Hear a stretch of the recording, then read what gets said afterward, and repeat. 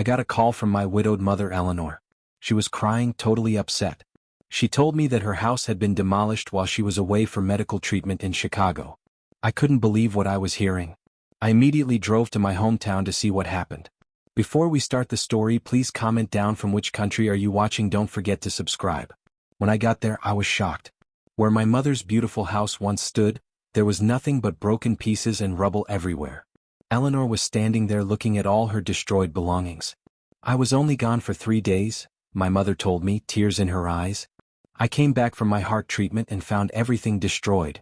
We walked around the area and found HOA signs posted. There was a big billboard that said, "Future Community Garden Coming Soon," with the Oak Ridge Estates HOA logo on it. Eleanor explained that she never received any notice or warning about this. Nothing in the mail, no emails, no phone calls. They just came and demolished her house while she was away getting medical care. An old neighbor came over and told us that the HOA president named Karen Blackwell was behind this. He said Karen became president last year and has been causing problems for many homeowners. I'm actually the county sheriff in the next county over, but I decided not to tell anyone that yet. I wanted to investigate first and find out exactly what happened before revealing who I am. If they knew I was the sheriff, they might immediately get lawyers involved. Don't tell them I'm the sheriff yet, I told my mother quietly.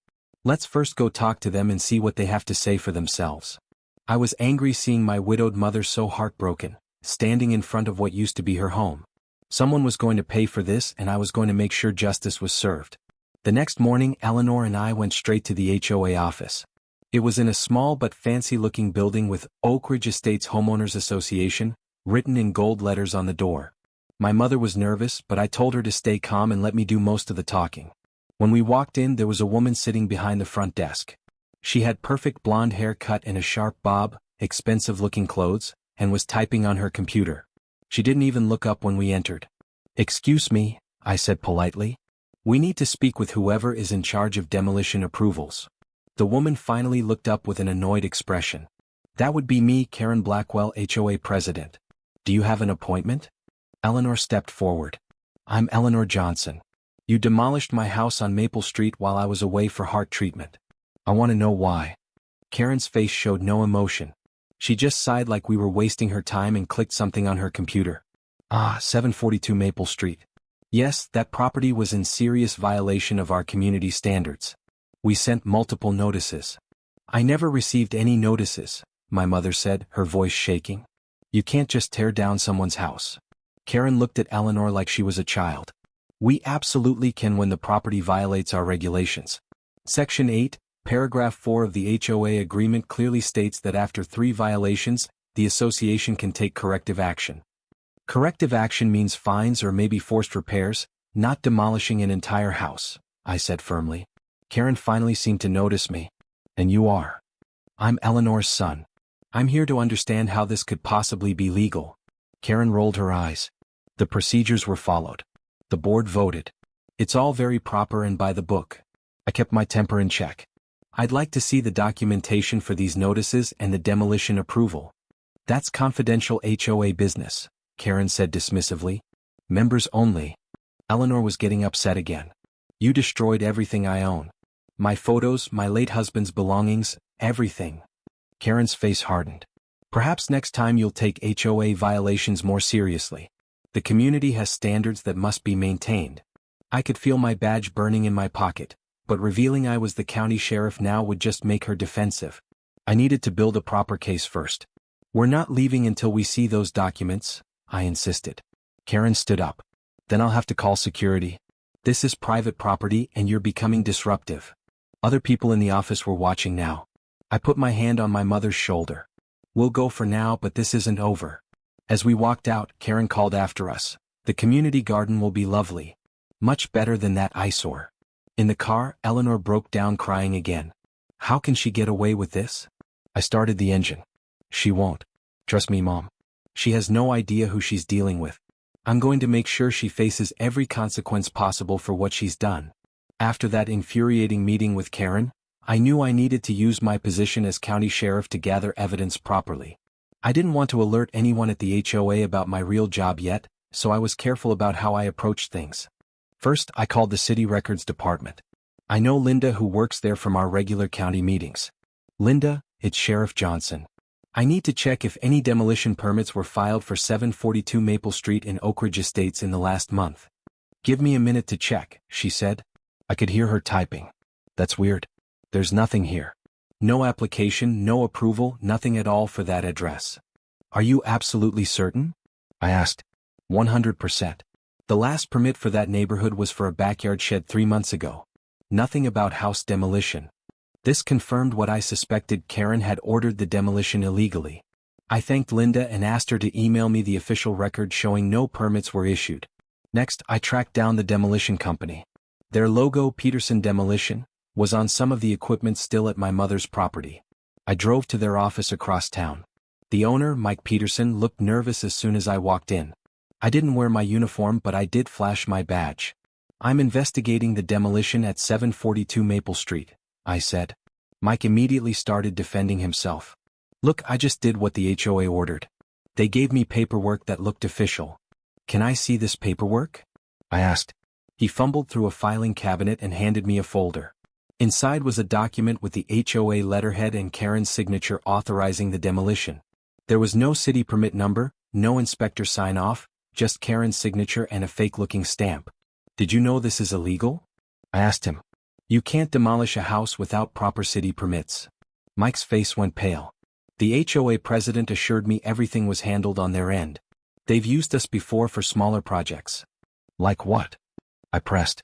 As Mike talked, I learned this wasn't the first time Karen had overstepped. She had ordered unauthorized removal of fences, garden structures, and even someone's newly installed solar panels. I asked Mike to provide a signed statement about what happened with my mother's house. He agreed, probably hoping to save himself from charges. Over the next few days, I discreetly interviewed neighbors in Oak Ridge Estates. Many people were afraid to talk at first but eventually shared stories about Karen's reign of terror. She had been issuing ridiculous fines, threatening homeowners, and making life miserable for anyone who challenged her. One elderly couple, the Andersons, told me Karen had fined them $500 for having a bird feeder that wasn't aesthetically pleasing. Another neighbor, Mrs. Patel, had been harassed about her cultural holiday decorations. I compiled all the evidence, witness statements, the illegal demolition order, proof of no permits, and Mike's signed confession into a case file. Then I called the county attorney, James Martinez. James, we have a serious situation here. I explained everything to him. This is criminal, he confirmed after reviewing my evidence. Destruction of property, fraud, abuse of power. We're talking about serious charges, and the HOA itself could be liable for millions in damages. Good, I said. I want to make sure we do this by the book. This woman destroyed my mother's house and everything in it. James paused. Wait, this is personal for you? It's my mother's house, but that doesn't change the facts. Karen Blackwell acted illegally and needs to be held accountable. James agreed to prepare the legal paperwork. We had everything we needed to bring Karen down. Now it was time to set the trap. I knew that to truly bring Karen down, I needed more people on my side. The HOA had a whole board, not just Karen, and I needed to know who else was involved in this mess. With some help from the county records, I got the names of all the HOA board members. There were 6 of them, including Karen. I decided to approach them one by one, away from the HOA office. First, I met with Robert Chin, who worked at the local bank. I caught him during his lunch break and introduced myself simply as Eleanor Johnson's son. I didn't mention being a sheriff yet. I heard about what happened to your mother's house, Robert said, looking uncomfortable. That was extreme. Did you approve that demolition? I asked directly. Robert looked around nervously. I wasn't at that meeting. Karen called an emergency session with just 3 board members present. By the time I heard about it, the demolition was already happening. That was interesting. Karen hadn't even gotten full board approval. I thanked Robert and moved on to the next board member. I met with Maria Gonzalez at her flower shop. She was more forthcoming than Robert. Karen runs that board like a dictator, Maria told me. She threatened to expose some private information about my son if I didn't support her initiatives. I'm ashamed, but I've been afraid to stand up to her. What kind of private information? I asked. My son had some trouble with the law when he was younger. Nothing serious, but she somehow got hold of those records and threatened to make them public. Maria's hands trembled as she arranged flowers. This was getting worse. Now we had blackmail added to the list of offenses. The 3rd board member, Bill Anderson, was completely loyal to Karen. Everything done was perfectly legal, he insisted. Your mother ignored multiple warnings about her property. The other two board members told similar stories to Maria's. Karen had dirt on them or had threatened them in some way to ensure their cooperation. Meanwhile, I reconnected with the demolition company owner, Mike Peterson, and got him to sign an official statement about what happened. Karen told me all the paperwork was in order. His statement read. She said it was urgent to demolish the house before the homeowner returned. That last part was particularly damning. It showed deliberate timing to do it while my mother was away for medical treatment. I also spoke with more neighbors. Together with Eleanor, we went door to door explaining what happened. Many people were shocked and shared their own stories of Karen's bullying. She fined me $11,000 for planting the wrong type of flowers, one neighbor said. She had my children's treehouse torn down while we were at church, said another. One by one, people began to overcome their fear of Karen. I collected signed statements from 15 different homeowners documenting various abuses of power. Eleanor was getting more confident too. I never thought so many people would support me, she said as we walked back to my car after a day of gathering statements. People are tired of being bullied, I told her. They just needed someone to take the first stand. With a growing stack of evidence and statements, I went back to the county attorney. This is bigger than just your mother's house, James said, reviewing the new evidence. This is systematic abuse of power. We need to approach this carefully. We decided on a two-pronged approach. Legal action against Karen personally and an investigation into the entire HOA. By the end of the week, I had allies both inside and outside the HOA board, a demolition company owner ready to testify, and neighbors willing to speak up. Karen's power was built on fear, but that foundation is crumbling. Time to set the stage for the final confrontation, I told Eleanor as we prepared for the next HOA meeting. But don't worry. This time we'll be the ones in control. After building our case and gathering allies, it was time to set the trap for Karen. I wanted to confront her in front of everyone at an official HOA meeting where she couldn't hide or twist the facts. I called the HOA secretary and formally requested to be added to the agenda for the next meeting. I'd like to discuss a serious matter regarding recent demolition activities, I said. The secretary sounded nervous but added me to the list. Behind the scenes, I continued preparing. I organized all our evidence into a professional presentation folder. The documentation proving no permits were issued, signed statements from the demolition company, testimonies from neighbors, and photos of my mother's demolished home. Should I finally tell them you're the county sheriff at the meeting? Eleanor asked as we reviewed our plan. Not right away, I explained. I want Karen to dig herself into a hole first. We'll reveal that card at the perfect moment. I also made another strategic move. I contacted the local newspaper reporter, Dave Williams, who had written stories about local government issues before. I may have a story for you about abuse of power at the Oak Ridge Estates HOA, I told him without revealing my position yet. There might be some interesting developments at Thursday's meeting. The reporter seemed interested. Any specifics you can share? Just be there, I said. You won't be disappointed. I also made sure that all the board members we had spoken to would attend, especially those who had been bullied by Karen. Maria Gonzalez was particularly nervous. She'll find a way to get back at me, she worried. Not after we're done, I assured her. Trust me. The night of the meeting arrived. The community center room was more crowded than usual because word had spread that something big might happen. Karen seemed surprised by the turnout but maintained her usual confident attitude. Eleanor and I sat in the front row. I wore casual clothes, deliberately avoiding anything that would hint at my profession. My badge was in my pocket, waiting for the right moment. Karen called the meeting to order, going through routine business first. I could see she was trying to rush through the agenda to minimize time for my item. Now we have Mr. Johnson who wishes to address the board about a demolition matter, Karen finally announced, looking at me with clear disdain. You have 5 minutes. I walked to the front of the room carrying my folder of evidence. Eleanor gave me an encouraging nod. Thank you, Ms. Blackwell, I said politely. I'm here about the demolition of my widowed mother's house at 742 Maple Street, which occurred last week without proper permits, without legal authorization, and without any valid notices to the homeowner. Karen immediately interrupted. We've already addressed this matter privately. Your mother's home was in violation of multiple HOA regulations. May I see documentation of these alleged violations? I asked calmly. Karen waved dismissively. Those are in our files. We sent proper notifications. This was where the trap began to close. I opened my folder. That's interesting because I have here an official statement from the City Records Department confirming that no demolition permits were filed or approved for my mother's property. I held up the document. Demolishing a house without proper permits is illegal. The room grew quiet. I could see board members shifting uncomfortably. The HOA has special provisions, Karen began. I also have a signed confession from Mike Peterson of Peterson Demolition, I continued, stating that you personally ordered the demolition and assured him that all paperwork was in order when it was not, and that you specifically wanted it done while my mother was away for her heart treatment. Karen's face began to redden. How dare you come in here and make accusations? The board approved this action. That's when Maria Gonzalez spoke up from the board table. Actually, Karen, you only called 3 of us for that vote.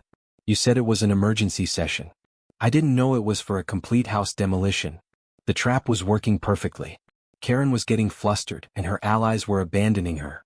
I have 15 signed statements from homeowners in this community, I continued, all detailing abuses of power, threats, and harassment from you, Ms. Blackwell. The crowd began to murmur. I noticed the newspaper reporter taking notes furiously. Karen stood up, pointing her finger at me. This is a smear campaign. Who do you think you are? The moment had arrived. I reached into my pocket and pulled out my badge. County Sheriff Liam Johnson, I said, holding up my badge for everyone to see. And you, Karen Blackwell, have committed multiple criminal offenses that I've been investigating. The room erupted in gasps and whispers. Karen's face went from red to pale in seconds. The room fell completely silent when I held up my badge. Everyone's eyes were fixed on the shiny metal in my hand that identified me as the county sheriff. Karen's mouth opened and closed like a fish out of water. You're the sheriff? Karen finally stammered, her confident facade crumbling. That's right, I confirmed, my voice carrying through the silent room. And I've been building a case about your illegal activities. I turned to address the whole room. As county sheriff, I've conducted a thorough investigation into the demolition of my widowed mother's home. What I found was disturbing, not just an isolated incident, but a pattern of abuse of power. The newspaper reporter was frantically taking photos and notes. This was becoming bigger than even I had anticipated. You had no right to investigate us. Karen suddenly shouted, trying to regain control. This is a conflict of interest. You can't investigate a case involving your own mother. Actually, I can begin an investigation into any suspected criminal activity in this county, I replied calmly. And while I've recused myself from leading the official case due to my relationship with the victim, the county attorney's office has reviewed all evidence and agrees there are serious charges to consider. I walked closer to the board table and laid out the documents one by one. Destruction of property without permits, I placed down the city record statement. Fraud, I added the demolition company statement. Blackmail and coercion of board members, I placed down Maria's signed testimony. With each document, Karen seemed to physically shrink in her chair. My mother stood up and joined me at the front. You didn't just destroy a house, Karen, Eleanor said, her voice stronger than I'd heard it since this ordeal began. You destroyed my life's memories.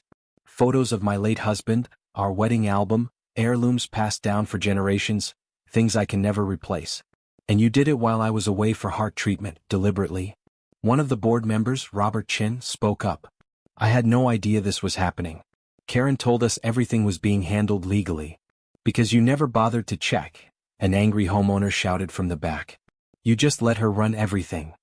The meeting was descending into chaos as people began sharing their own stories of Karen's abuses. I raised my hand for quiet. As of today, the county attorney is filing criminal charges against Ms. Blackwell for destruction of property, fraud, operating without permits, and misuse of authority. The HOA itself is under investigation for potential complicity. Karen finally found her voice again. This is ridiculous. I was enforcing the rules. That house was an eyesore. I pulled out one final piece of evidence. Photographs of Eleanor's house taken just a month earlier when she'd finished her garden. This is the eyesore you're referring to? I said, showing the photos to everyone. A well-maintained home that just didn't fit your personal taste? Karen tried to stand up and leave. This meeting is adjourned. I need to speak with my attorney. Sit down, Ms. Blackwell, I said firmly. You're not going anywhere yet. There are officers outside waiting to take your statement. As if on cue, 2 uniformed officers entered the room. They weren't there to arrest Karen yet, that would come after formal charges, but their presence made it clear this wasn't just an HOA matter anymore. The look on Karen's face when she realized how thoroughly she'd been outmaneuvered was something I'll never forget.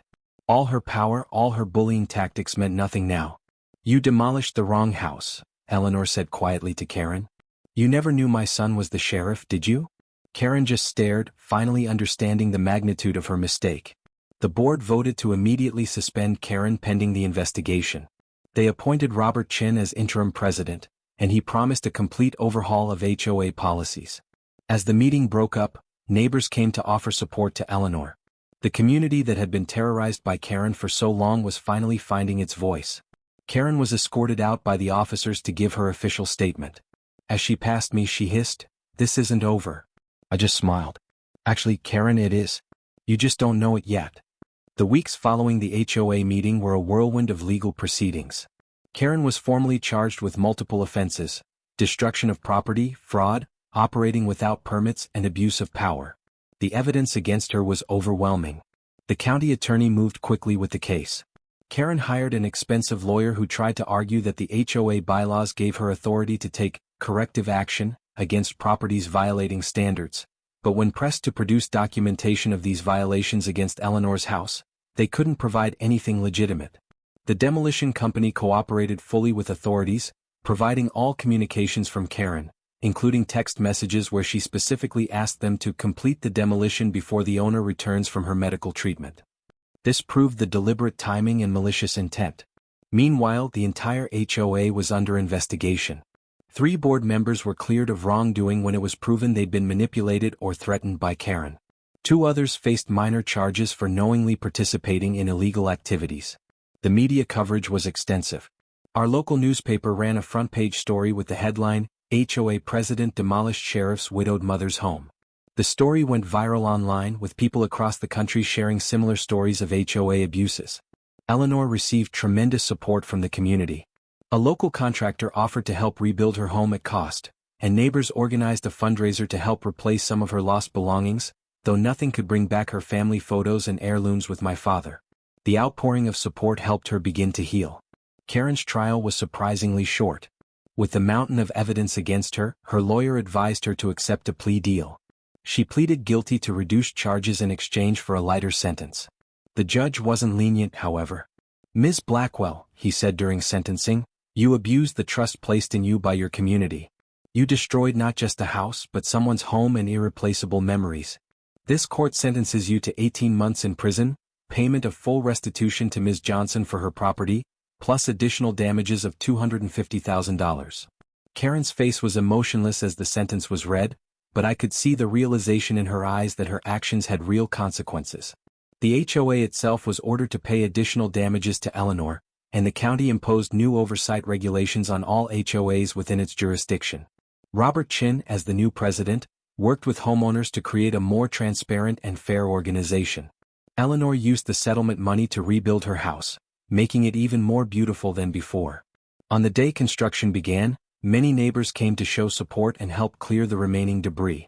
"I never thought something good could come from this," Eleanor told me as we watched the foundation being poured. "But look at how the community has come together." I nodded. Sometimes it takes something terrible to make people realize they need to stand up against bullies. 3 months later, as part of her sentence, Karen was assigned to community service. In a twist of irony, she was required to help maintain the actual community garden that had been properly established with permits and community input next to the playground, not on Eleanor's property. I occasionally drove by in my sheriff's car while Karen picked up trash or pulled weeds under supervision. She never made eye contact, but I knew she saw me. The final victory came when the county implemented the Johnson Rule for all HOAs in the jurisdiction. It required multiple levels of approval for any significant action against a property, proper documentation of violations, and mandatory waiting periods before enforcement. No single person could ever again wield so much unchecked power.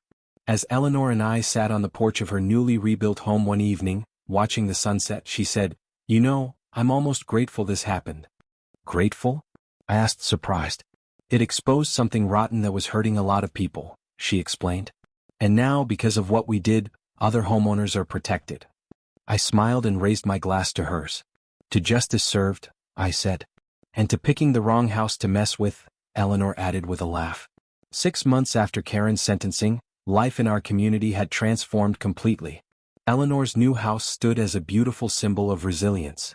She designed it with large windows and an open floor plan, completely different from her old home but in a way that represented her fresh start. The Oak Ridge Estates HOA had been completely restructured. Robert Chin had proven to be a fair and transparent president. The board now had term limits, required full documentation for all decisions, and held open meetings where homeowners could voice concerns without fear of retaliation. I was invited to speak at a countywide HOA reform conference. Standing at the podium, I shared our story. What happened to my widowed mother could happen to anyone, I told the audience of HOA board members and homeowners. Power unchecked becomes power abused. But together, we can create communities that protect homeowners' rights while still maintaining neighborhood standards. The Johnson Rule had spread beyond our county, with 3 neighboring counties adopting similar regulations. A state senator was even drafting legislation based on our case to provide better oversight of HOAs throughout the state. Karen was still serving her sentence. According to reports from the correctional facility, she kept to herself, seemingly still unable to accept responsibility for her actions. Her expensive house had been sold to pay for Eleanor's damages, and her reputation was permanently damaged. One sunny Saturday, I joined Eleanor for a neighborhood block party on her street. The atmosphere was completely different from the fearful, divided community it had been under Karen's reign. "Sheriff Johnson," Mrs. Patel called out, waving me over to try her famous samosas.